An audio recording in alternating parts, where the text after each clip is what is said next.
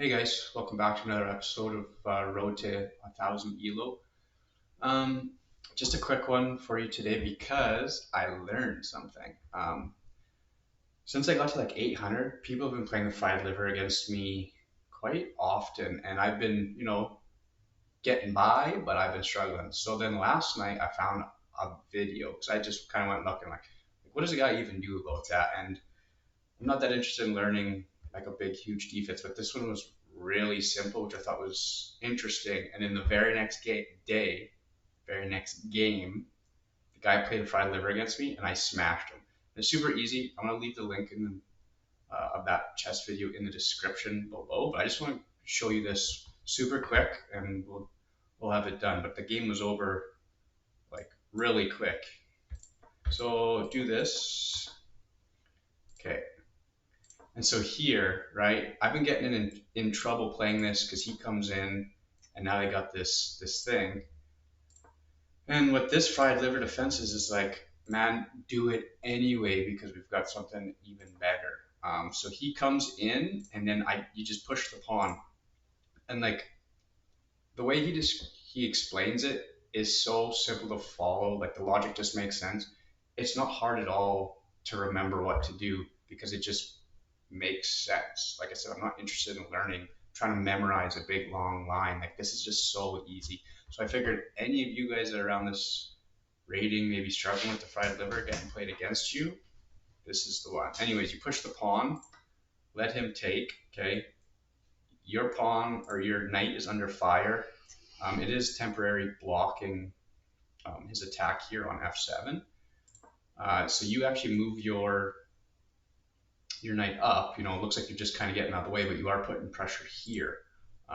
And then, a couple of things could happen, but the reason why people are playing these moves is to set up this weakness, right? So the natural move here for him to do is to just push the pawn, now reconnecting this again. Okay, and now this is kind of where the trappy part of it comes in.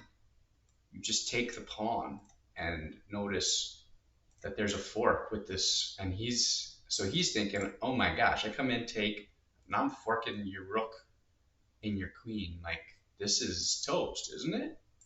He jumps in, which is actually a huge mistake. As you can see, it goes to 3.7, and all you have to do, slide your queen out of the way and offer that to him. Okay, now to him, it kind of looks like you're just attacking his bishop. So he takes, you're still go down material. He shouldn't care and still take this, right? It just makes sense from a material point of view. This guy gets worried about his bishop for some reason, comes back and takes the pawn. Doesn't take the rook, which is odd, but it doesn't affect the trap at all. What you do is you send the queen up. Okay, now you're attacking the rook, and he looks, it looks scary for him. He brought his rook in, easy check. Okay, now you're attacking this undefended knight. That's not the main, because what's he gonna do? He's in check, got nowhere to go. He can block like this, and then you just take with your knight, easy, easy. What most of them will do though is actually block with their bishop. Wait, let me get back to the game here. What happened in the game? Okay, I go here. He blocks with his bishop. Okay, so I just take the knight, easy. I'm up only 4. He comes out with his knight, and this is actually checkmate. It's a smother mate. He can't take your knight because you've got a pin on his king. It's very straightforward. I mean, it would be even, okay, just for an example here. Say he takes this instead, okay, you come out attacking. He does this typically, right? What else is he going to do? Is he going to give up? Like he can't go to any of these squares. He loses his rook. Come back with a check. If he blocks with his queen, he loses it. If he blocks with, his bishop, which seems like a natural move, this is just checkmate, over with. So I only watched the video once. I wasn't even planning on playing it, but I was like, whatever. I'll bring my knight out and see if he goes for the fried liver, which he did. I screwed it up a little bit in the game. This is what happened. He brought it over. I came back check. he blocked with his bishop, and I actually had checkmate. Oh, hold on, we're still on our line here. Okay. Okay, I take it. Once he brings this, I still had this checkmate. But I couldn't remember what happened next, and I completely missed that this would be checkmate because this is pinned. So I just do a couple more moves.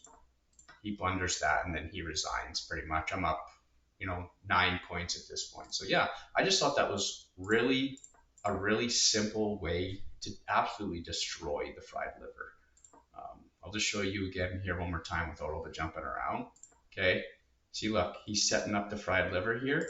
Usually, what I've been trying to do is not bring this out and let my queen defend that square, but the whole thing is, okay, I see what you're doing and I don't care, go for it. Let him come in and then push this pawn, because it seems like, you're kind of just lose a pawn. He takes, get your knight out front, put pressure there, right? He's going to push to try to reconnect, to put the fried liver on. Like, he thinks he's absolutely smashing me right now at this point. Take it. He jumps in with a fork. He's like, oh baby, I got this one in the bag. Easy elo. And all you do, slide over, attack, get out of the pin, let him take that, get out of the pin, attacking that, let him take it or do whatever he wants, and now the attack is on. Yeah. Okay, over, check, and then he's just smashed.